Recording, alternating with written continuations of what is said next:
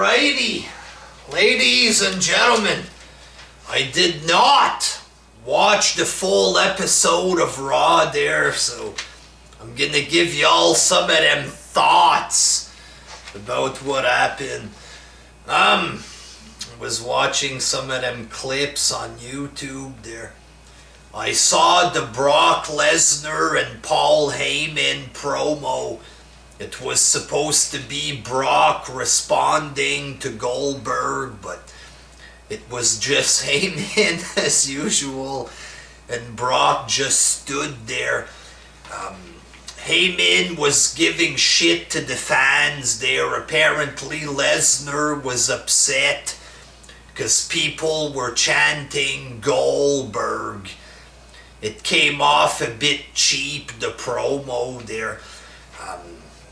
The fans, or a big enough portion of the fans, started screaming, Goldberg sucks, and I enjoyed that part of it, but it wasn't the best promo from Heyman. And then in the main event, Seth Rollins defeated Jericho and Kevin Owens. He pinned both of them at the same time. How is Kevin Owens supposed to look legit? Not only is he overshadowed by the Divas since he became the champ, but he's getting beat, him and his buddy together, at the same time getting beat, both men getting pinned. It's like, how the fuck does this guy look legit? He looks like a fucking wimp. Looks like some kind of jobber, you know what I mean? Afterwards, there was a bit of brawling going on. Kevin Owens gave him the power bomb on the ring apron, which was a bit dangerous last year. Now I'm kind of bored with this power bomb on the ring apron there. It's like, what else you got? You know what I mean? He did this to Sami Zayn 4 or 5 times, but you need to do something else if you want to impress people there. But Kevin Owens still looking like a jobber. He can't even beat Rollins with the help of Jericho, so. And then we had the contract signing with Sasha Banks and Charlotte. And, you know, in horror movies, you always have this weird guy that tries to warn people about impending doom. You know, it's going to be a weirdo that warns people, and people don't take the guy serious because he looks crazy.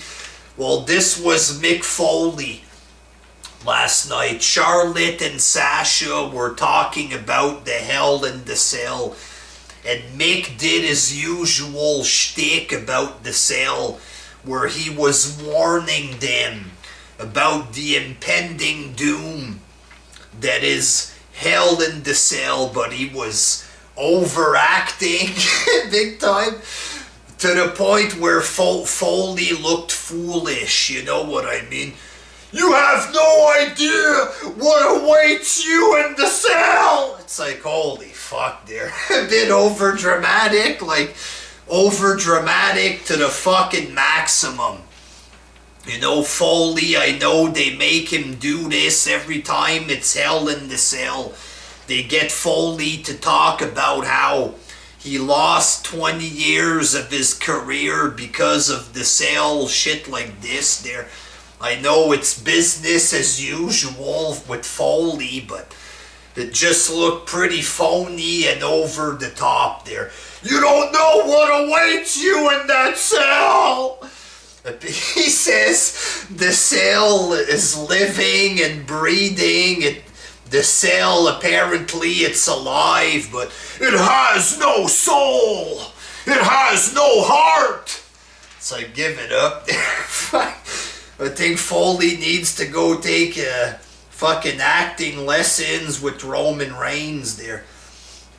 Speaking of Reigns, all they had to promote their match was a couple of backstage interviews there, and this is one of the big matches. All they got was a couple of minute-long backstage interviews. Roman Reigns, you make it this personal when you hurt my wife. I didn't make it personal.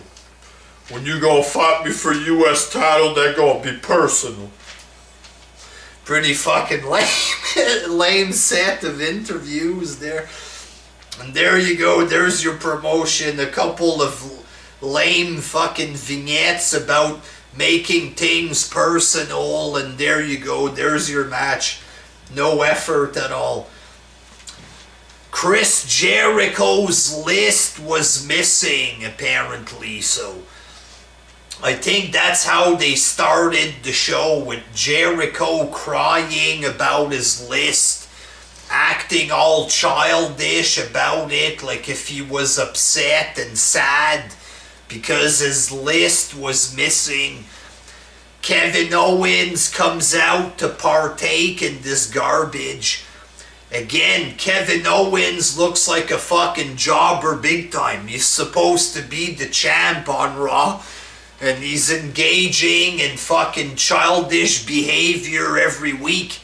You wouldn't see Steve Austin fucking being, a part of weird Santino skits like this, you know what I'm saying? And even Stephanie McMahon was there to talk about the list, telling Seth Rollins to give the list back. Very childish shit there, like something from a little fucking kids show, you know what I mean?